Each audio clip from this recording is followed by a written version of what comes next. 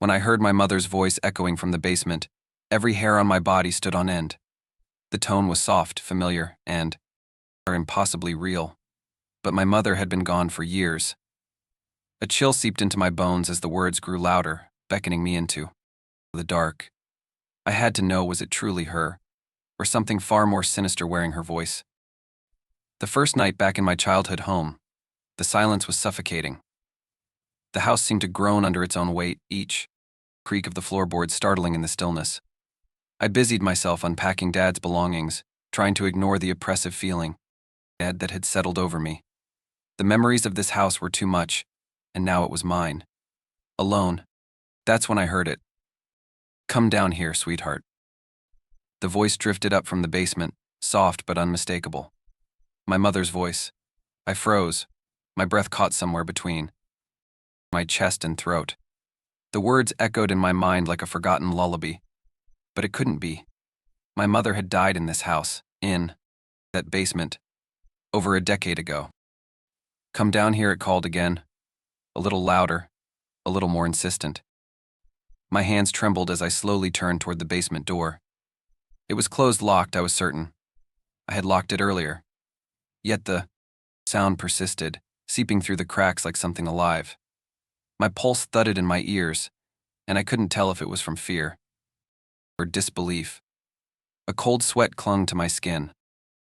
Shaking my head, I told myself it was exhaustion, stress from the funeral, and the weight of the memories pressing down on me.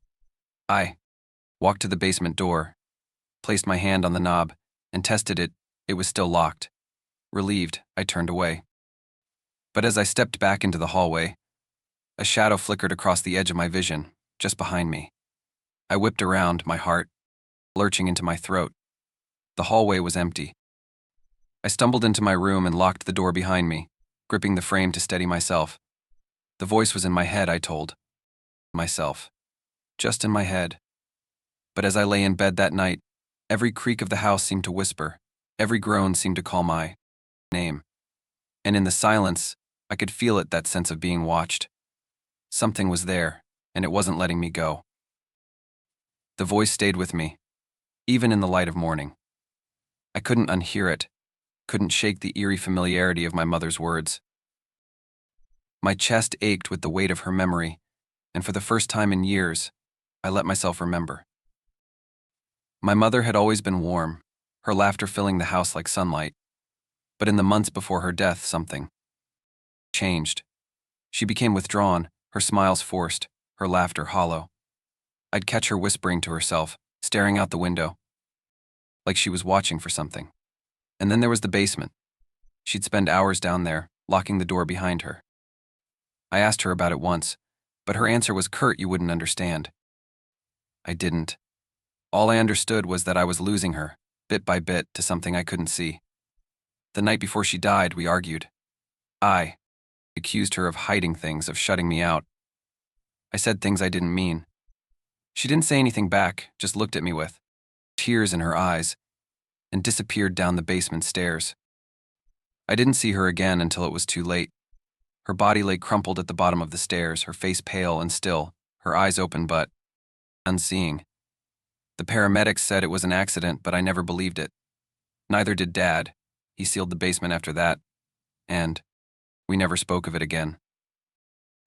But now, standing in the house, I could feel her everywhere, in the creak of the stairs, in the way the walls seemed to groan under invisible pressure. It wasn't just grief or nostalgia. It was something heavier, darker, something alive. As I stared at the basement door, I felt it again, that prickling sensation on the back of my neck. The voice was gone, but the house was watching me. I was sure of it. And somehow I knew it wasn't done with me yet.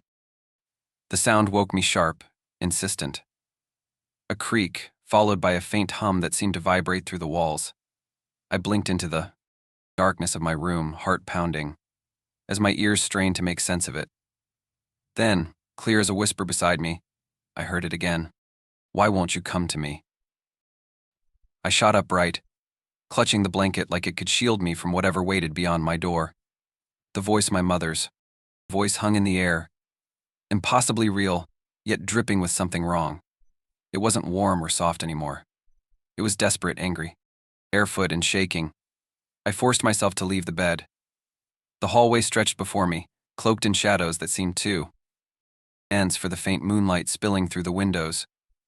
I crept forward, drawn toward the basement door like a moth to a flame. My breath caught when I saw it. The door, which I had locked hours ago, was open just a crack, but wide enough to expose the black void beyond. I pushed it shut with trembling hands and locked it again, my fingers fumbling on the latch, the sound of the bolt sliding into place. Felt like the only solid thing in a house that seemed to shift and groan around me. But it didn't stop. Over the next few days, the house began to turn on me. Family photos on the shelves were flipped face down when I woke up, their glass frames cold to the touch. My mother's old rocking chair, the one no one had sat in for years, would be swaying gently back and forth, as if someone had just risen from it. By the third night, I couldn't take it anymore. Armed with a flashlight, I opened the basement door and stepped onto the stairs. Cold hit me first, sharp and biting, and the air carried a faint metallic tang, like blood or rust. I descended slowly, the light trembling in my hands. At the bottom of the stairs, something shifted. A shape, faint and insubstantial, moved just beyond the edge of my beam. My breath hitched, and then it was gone, vanished into the darkness like it had never been there at all. I didn't sleep that night. Every creak of the house seemed amplified, every shadow an accusation. By dawn, I had convinced myself. It was all in my head that grief and exhaustion had turned my mind against me. That's when I found the box. It sat near the basement door, tucked into the corner like it had been waiting for me. I hadn't noticed it before, though I'd walked past that spot countless times. Dust coated the lid, but the edges of the box were oddly clean, like someone had recently moved it. Inside were my mother's things, old letters, faded photographs, and buried at the bottom, her journal. My fingers hesitated as I pulled it out, the leather cover worn and brittle. I had never known her to keep a journal. The thought made my chest tighten. It was so important, so secret, that she had to hide it. The entry started innocently enough, mundane musings about the weather, her garden, and me. But soon, the tone shifted. She wrote about hearing whispers, soft at first, then louder. About the feeling of being watched, even when she was alone. The voice tells me it's safe, one entry read. But I know it's lying. I can feel it in the way it waits, just out of sight. My stomach churned as I flipped through the pages. The words became frantic, almost illegible, and were interspersed with sketches that made my skin crawl. They were crude but unmistakable images of a shadowy figure with impossibly long arms and hollow, empty eyes. The lines were jagged, smeared, as though drawn in terror. The final entry stopped me cold. It's calling me again. I have to go. If I don't return, it means I couldn't stop it. My mother hadn't fallen down those stairs. She had gone willingly into the basement, chasing something she thought she could fight. And now, I realized with icy clarity, whatever it was had started calling me too. It started during breakfast. I was staring into my coffee, lost in thought, when I heard it, her voice again, clear as a bell. You let me. Diet hissed. My hand jerked, spilling coffee across the table. I spun around, but the kitchen was empty. The sound had come from behind me, close enough to feel the breath of the words. My throat tightened as the air seemed to grow heavier. From that moment, the voice was everywhere. Sometimes it was warm, a mother's soothing coo. It's okay, sweetheart. Come to me. Other times, it was cold and accusing, slashing into me like a knife. You didn't help me. You let it happen. I began catching fleeting shadows in the corners of my vision, slender, shifting shapes that evaporated the moment I turned my head.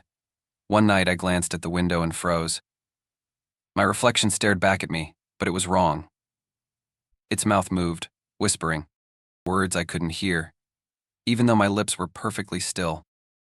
The house itself seemed alive, groaning with every breath I took. Floorboards creaked in empty rooms. The basement door rattled in. Its frame, the sound rhythmic, like a pulse. My pulse. Desperate, I called Sarah, my childhood best friend. She listened quietly as I told her about the voices, the shadows, and the basement. Her silence was thick with unease.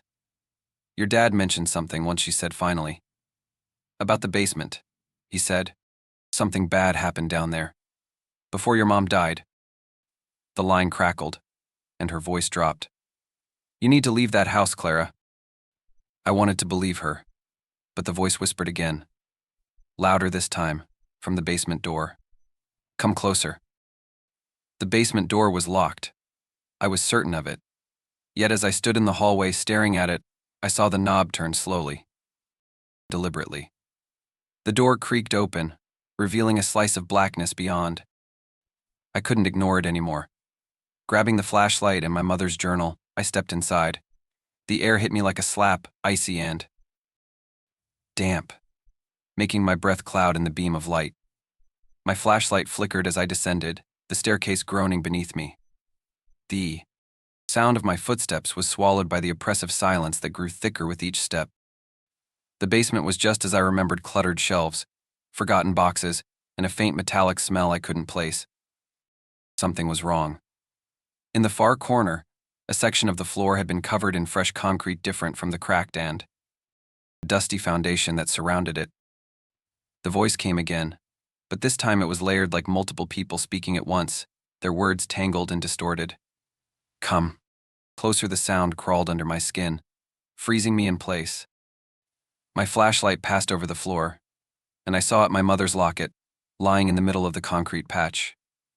It was scorched, the edges of the photo inside curled and blackened. My hands trembled as I picked it up, the metal cold enough to sting. Behind me, something shifted. Back in my room, I slammed the basement door shut and locked it again, my breathing shallow and erratic. My hands shook as I clutched my mother's journal, my pulse pounding in my ears like a war drum.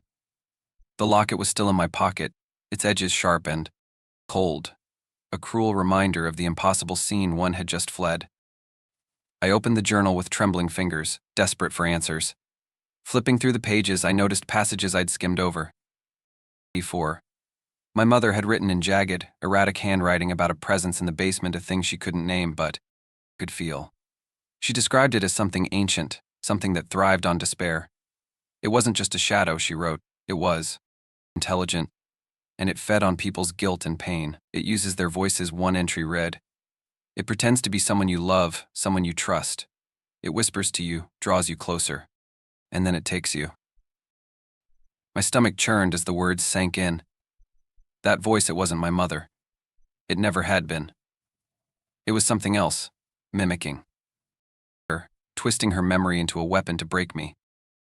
Another entry chilled me even more. It's strongest at night, but it's always waiting. I hear it calling to Clara sometimes. I have to protect her. I can't let it take her.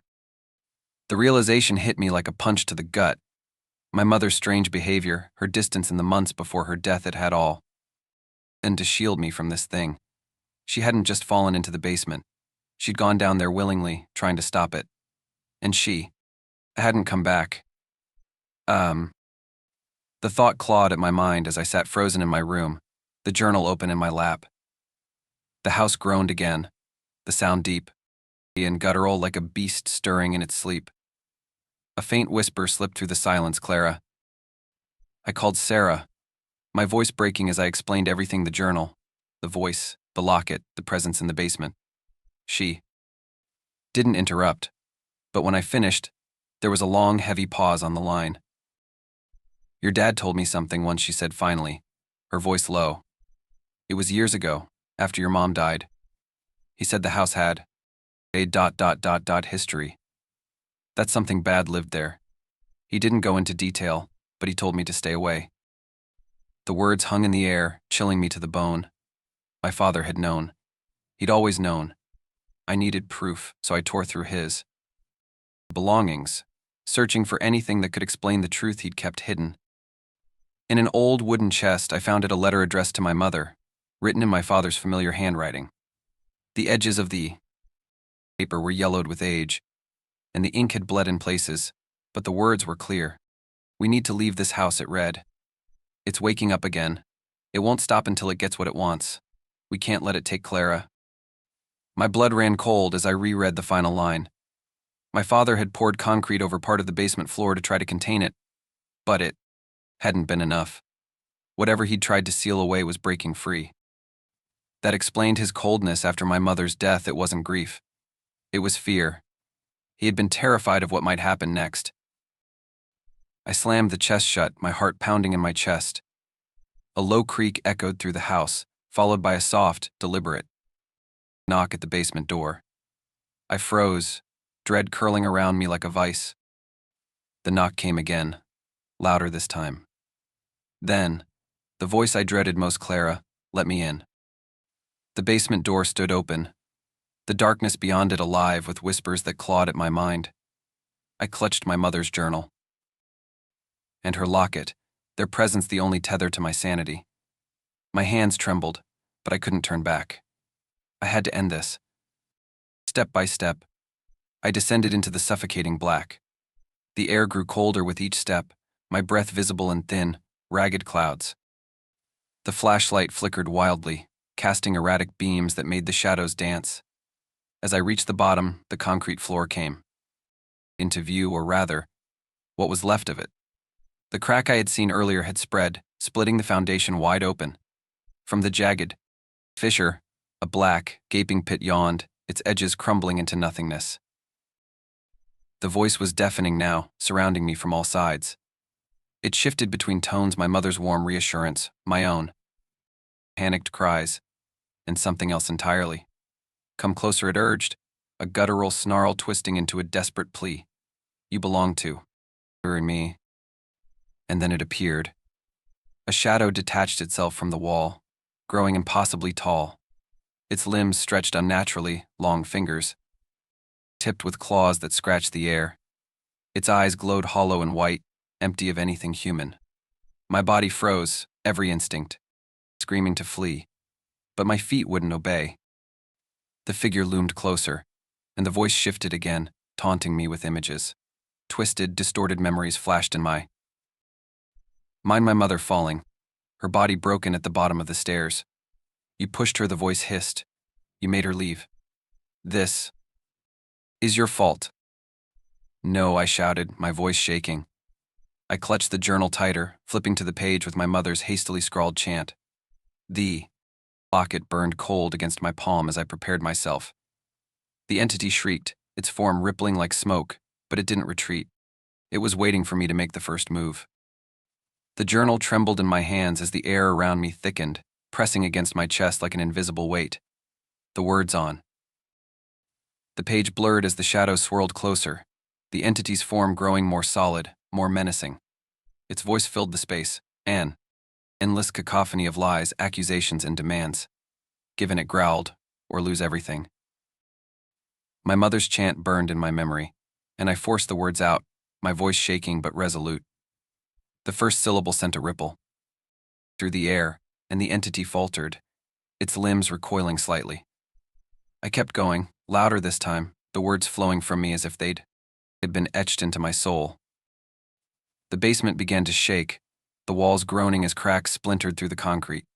Dust rained down from above, coating my hair and skin. The entity screeched, its hollow eyes blazing brighter, its form flickering between shapes: my mother's face, my own, and something grotesque and alien. The locket in my hand grew hotter, its heat biting into my palm. You don't control me, I yelled, holding the locket high. The light from it surged, flooding the room with a brilliance that seemed to cut through the darkness itself. The entity shrieked, its form collapsing inward as the pit at my feet began to seal itself. The ground trembled violently, but I held my ground, my voice rising above the chaos. The final words of the chant escaped my lips just as the locket cracked in my hand, the light exploding outward in a blinding flash. For a moment, everything was silent. The oppressive presence was gone, replaced by an eerie stillness. I stood alone in the basement, my mother's journal clutched against my chest, the locket reduced to ashes in my hand. The pit was gone, the crack sealed. But as I turned to leave, the faintest whisper lingered behind me. I'll be waiting. I stood at the edge of the basement, staring at the now sealed floor. The room was quiet, but the silence was wrong, too thick, too expectant. My pulse hammered in my ears as I tried to convince myself it was over, that I had won. But deep down I knew better. The air shifted suddenly, a cold breath against the back of my neck. I turned sharply, my flashlight slicing through the darkness, but the room was empty. Still, I felt that something was there, just out of reach, watching me. As I stepped toward the stairs, the light flickered, plunging the basement into brief darkness. When it came back, the beam illuminated something that made my blood freeze. The locket. It lay on the floor, perfectly intact, glinting in the light, as if mocking me. I had seen it destroyed, burned to ash in my hands, yet here it was, pristine and waiting. A faint whisper rose from the shadows. It wasn't my mother's voice anymore. It was deeper, hollow, and filled with a cold malice. "You can't leave it," rasped. "We're not finished." The walls groaned, and the house seemed to shudder around me. The stairs behind me creaked, but I hadn't moved. A shadow stretched across the wall, impossibly tall, its edges jagged and wrong. I didn't dare turn around, but I could feel it closer with every breath I took. "Come back," the voice said, louder now, filling the basement with its awful resonance. "You belong to us." My legs finally obeyed, and I bolted up the stairs, slamming the door behind me. I didn't stop running until I was outside, gasping for air. The house looming behind me like a dark, hungry mouth. I left that night, abandoning the house to its darkness. But the whispers followed me. At night, I hear them in my dreams, faint but growing louder. The locket sits on my nightstand now. I don't remember bringing it with me, but it's there, waiting. As I write this, I wonder, did I truly escape, or did I bring it with me? And if you're reading this, I have to ask, are you sure you're alone? If you dare, share this story. But remember, every retelling brings it closer to reality. Are you certain nothing is watching you from the shadows as you finish reading?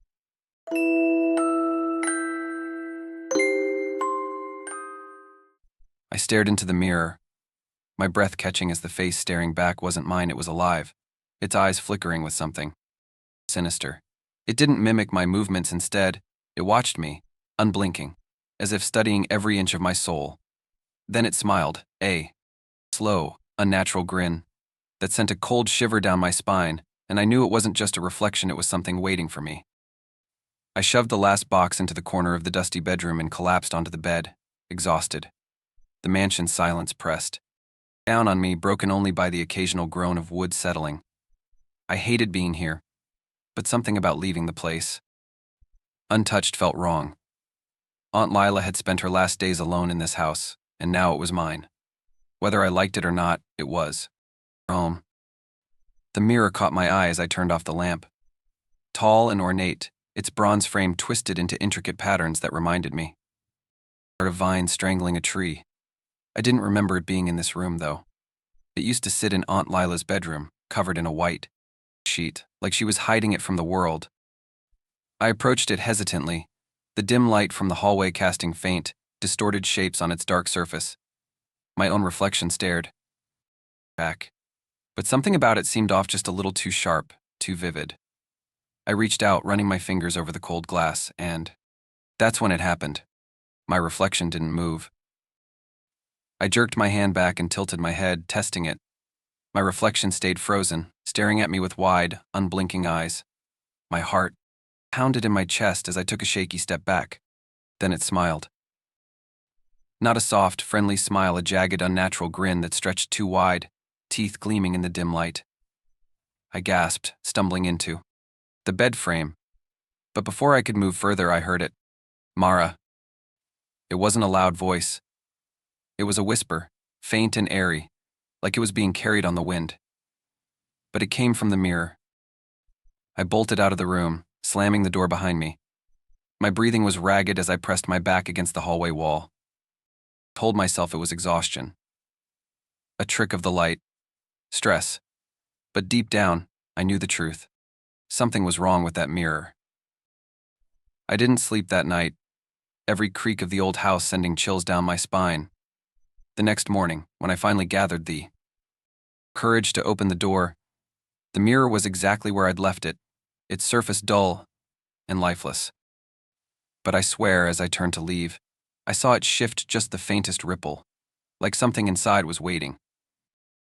The mirror haunted my thoughts all night. Every time I closed my eyes, I saw that smile, saw my reflection's lifeless stare. By the time the first rays of sunlight streamed through the windows, I was determined to figure out what was going on.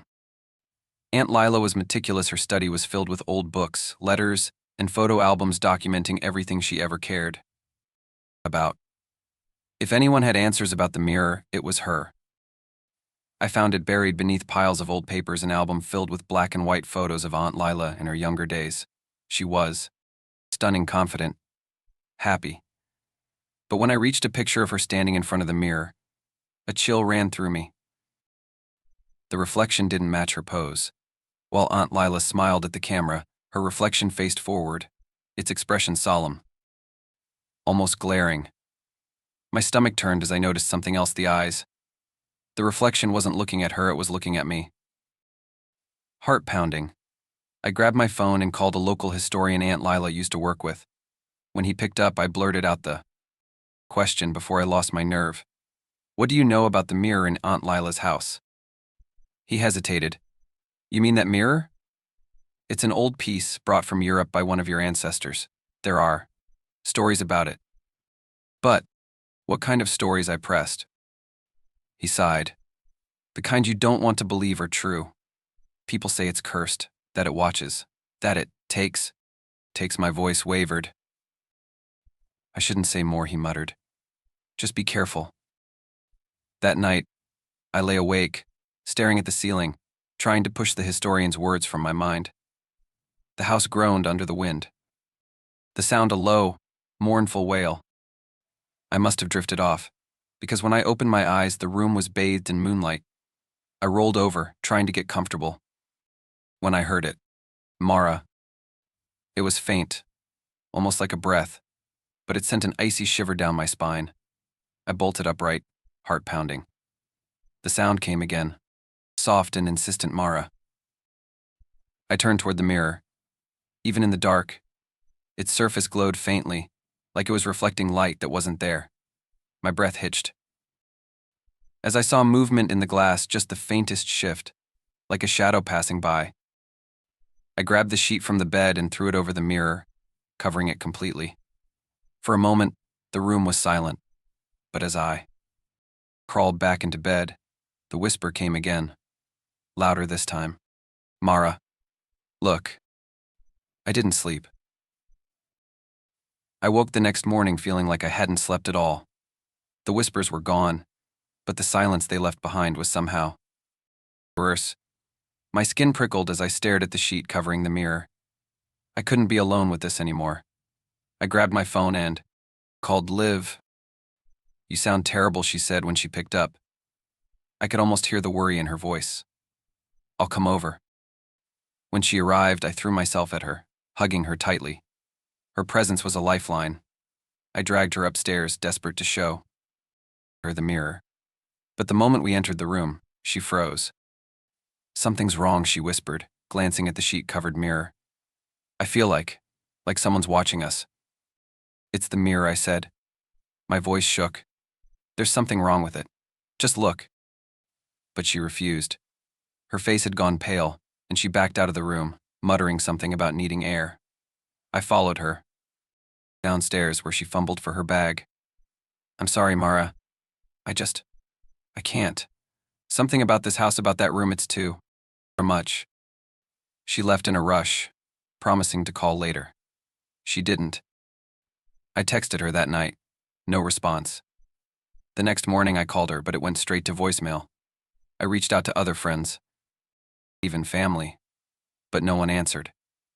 It was as if every line of communication had been severed, leaving me completely alone in this monstrous house. The silence pressed in on me, heavier than ever. Even the air seemed thicker, like it was choking me. By the third day, I gave up trying to contact anyone. No one was coming. That night, the dreams began.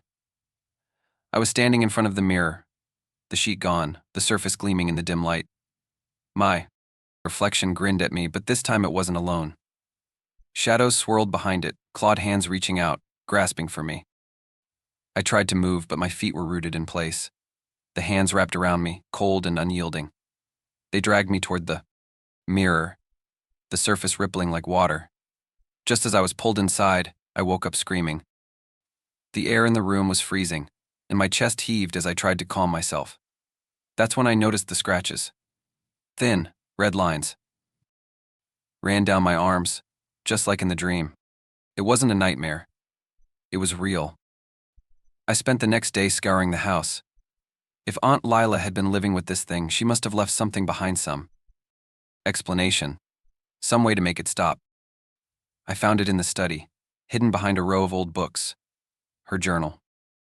The entries were a frantic scrawl, detailing her descent into fear and madness. She wrote about the whispers, the dreams, and the mirror's growing influence. It wants me alone, one passage read. It feeds on isolation, on fear. Her final entry froze the blood in my veins. If it smiles at you, it's already too late. I was still clutching the journal when I heard the knock. A man stood on the porch, his face lined with worry. "You must be Mara," he said. "I'm Owen. I was a friend of Lila's." He hesitated when I mentioned the mirror. "You need to get rid of it," he said, his voice shaking. "Destroy it before it destroys you." I led him to the bedroom, my heart pounding. As soon as we entered, the air grew heavy, and a low hum filled the room. Froze. "No," he whispered. "It's too late." Before I could react, the mirror rippled like water, and Owen was yanked forward. His scream echoed as his body vanished into the glass. I stood there, paralyzed, as his reflection appeared on the other side, pounding on the glass, his mouth moving in a silent scream. Then the reflection smiled. The house felt emptier after Owen's disappearance, as though even the air had been stolen from it. Every step I took echoed back at me, a hollow mockery of sound. I kept to the ground floor, avoiding the bedroom entirely, but no matter where I went, the mirror stayed in my mind like a stain I couldn't wash away. By the third day, I realized it wasn't just in my mind. I caught the first movement in the hallway mirror. It was brief, a flicker, a ripple, but when I turned, my reflection stared back at me, grinning. It wasn't just a smile, it was gleeful, jagged, wrong. I stumbled back, but the grin didn't fade. My reflection tilted its head, mouthing something I couldn't hear. I ripped the mirror off the wall and shoved it face down against the floor, my hands shaking. For a moment I stood there, breathing hard, convincing myself it was over. But when I passed the kitchen window, I froze. There I was, grinning at myself through the glass. I shut every curtain and grabbed the sheet from the couch, throwing it over the window. I covered every reflective surface I could. Fine frames, shiny pots, the television screen. Still, I felt it watching me. Every time I looked up, I saw flashes in polished wood or faint movements in the reflection of my phone screen. That night, I lay in bed staring at the ceiling. The room was pitch black, but I could feel the weight of something in the darkness. The grin, the stare. It was everywhere. I woke with a start to the sound of something shuffling at the foot of my bed. My heart thundered as I slowly sat up. My pulse froze when I saw it, my reflection, or what was supposed to be me. It stood there, tall and gaunt, its limbs stretched unnaturally long. Its skin was pale, almost translucent, and its eyes black, endless. Voids locked onto mine. It grinned. "You have to come with me," it said, its voice crackling like static, layered with something deeper, darker. "Your time is up." I couldn't move, couldn't breathe. Its smile widened as it leaned closer, one hand stretching toward me. The closer it got, the colder the room became, until my breath misted in the air. My body finally jolted into action, and I scrambled out of bed. But the reflection didn't follow. It just stood there, watching as I backed away. Its grin didn't fade. I couldn't take it anymore. The house, the whispers, the constant presence, I had to end it. That thing had stolen Owen. It wanted me. If I didn't fight back, I knew I'd be next. I grabbed the sledgehammer from the garage, gripping it so hard my knuckles turned white. The house seemed to hold its breath as I marched upstairs, every creak of the floorboards sounding like a scream. When I pushed open the bedroom door, it wasn't. Surprised to see the mirror uncovered. Its surface gleamed, almost pulsing with life. My reflection waited for me, smirking. "You think you can stop this?" it said, its voice clear now, perfectly mirroring mine. "If you break me, you'll break yourself." I hesitated, the sledgehammer trembling in my hands. The reflection stepped closer, pressing its hands against the glass. "I know. Everything about you," it whispered. "Your fears, your secrets, you belong to me." Images flashed in the mirror, moments I'd buried, faces I hadn't seen in years. It was all there, taunting me. Doubt clawed at my mind. What if it was right? What if breaking it would destroy me too? Then I saw Owen's reflection. His face, twisted in terror, pressed against the glass. He wasn't gone. He was trapped. And I knew. Then what I had to do. I swung the hammer. The glass shattered in a deafening crash, splinters flying like knives. Behind the shards was a void, a swirling blackness that seemed to pulse with malevolence. Shadowy hands burst forth, cold and grasping, pulling me toward the abyss. I screamed, but their grip was iron. The last thing I saw before the void consumed me was my reflection, grinning triumphantly. When the darkness cleared, I was standing in a room that looked exactly like mine, but off. Colors were muted, the air heavy and cold. I turned to the broken mirror. My reflection smiled at me from the other side of the glass. It was free, and I was trapped. When I woke up, everything seemed fine. For the first time in weeks, there was no oppressive silence, no faint whispers curling through the air. The mirror was gone. My chest tightened with relief as I scanned the room. Morning light spilled in through the windows, warm and golden, making the shadows seem smaller. I stood slowly, my legs shaky beneath me. Was it over? Had I destroyed it? My hand trembled as I touched the spot where the mirror once stood. Nothing but smooth wood now. A small laugh escaped my lips, tinged with disbelief. I made my way downstairs, each step feeling lighter than the last. The air smelled clean, fresh, no longer tinged with the metallic tang of fear. In the kitchen, I poured myself a glass of water, relishing the simple, human act. But as I turned to set the glass on the counter, my breath hitched. Outside the window, the world seemed off. The grass was muted, its vibrant green dulled to ash.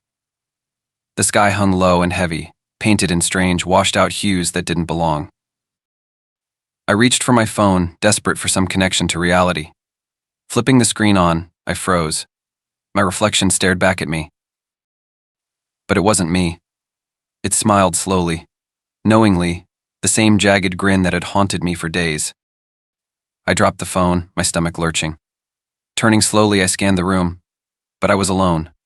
My fingers shook as I grabbed a spoon from the counter, tilting its polished surface toward me. There it was, the grin. I backed away, the room around me warping and twisting, colors bleeding into one another like a corrupted painting. My reflection wasn't contained anymore. It was everywhere in the faint gleam of the faucet, the faint reflection in the glass of the clock. Each version of me smiled wider, their teeth too sharp, their eyes too dark. Then it spoke, not from one place but from everywhere. "You're home now," it whispered, its voice layered with echoes of my own. "And I'm free." A sob caught in my throat as I stumbled toward the door. The knob wouldn't turn. The windows wouldn't budge. My surroundings folded in on me, suffocating, pressing closer. In a final act of desperation, I screamed, but my voice came back distorted, a haunting echo bouncing off unseen walls. That's when I understood I wasn't in my house anymore. I was in its world. The mirror had taken me, and whatever wore my face was out there, living my life, free to find its next victim. Somewhere out there, it's watching. It's waiting. It hides in every reflection, every flicker of movement in the corner of your eye. When you look into the mirror tonight, Take a good, long look. Are you sure the face looking back is your own? If you dare, share this story. But be careful, every retelling strengthens its hold. Every reflection sharpens its grin. Are you sure you're alone as you finish this story? Or is something watching you through the nearest glass?